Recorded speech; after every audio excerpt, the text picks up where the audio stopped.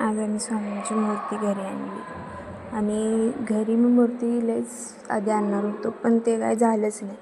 आणायचं म्हणलं ते काय झालंच नाही. मग मी सकाळपारी दिवाबत्ती वगैरे केली आणि मग म्हटलं स्वामींचा अभिषेक करायचा. आणि अनेक वेळा म्हणजे स्वामी आमच्या आयुष्यात 6 वर्ष झालं आधी आले, जेव्हा माझी मुलगी पोटात होती तेव्हा.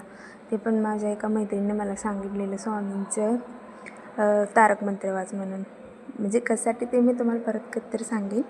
पण तेव्हा लई असं वाईट परिस्थिती होती माझी माझ्या मुलगीची, तेव्हा आलेली. आणि खरं म्हणजे जेव्हा मला मानेची गाठ झाली तेव्हा मी म्हटलेलं सगळं सोडायचं. मी एवढं सगळं देवांचं करते, खरं माझ्या मागंही प्रत्येक 2 वर्षाला ऑपरेशन म्हटल्यावर माणूस वैतागूनच जाते. मग मी म्हटलेलं सगळं सोडायचं. मी स्वामींचे पण म्हणजे मूर्ती फोटो वगैरे असं मी विसर्जन करणार होतो. मी ठेवणारच नव्हतं घरात काय. मग ते काय माझं काय धाडस झालं नाही ते काय विसर्जन करायचं. मग आणि जेव्हा मला गाठ झाली तेव्हा डॉक्टरने सांगितलं ना महिन्याच्या आत महिन्याभरानं ऑपरेशन करायचं.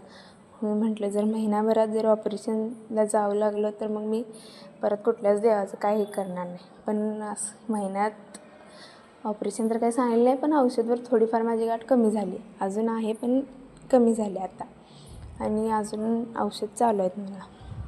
म्हणून मी म्हटलेलं की नाही आता काय करायचं नाही. पण असं धाडच नाही झालं की त्यांना विसर्जन करावं सोडावं. म्हणून मी स्वामींची मूर्ती घरी आणली. फोटो होतेच पण मला मूर्ती आणायची होती, म्हणून मी मूर्ती आणली स्वामींची.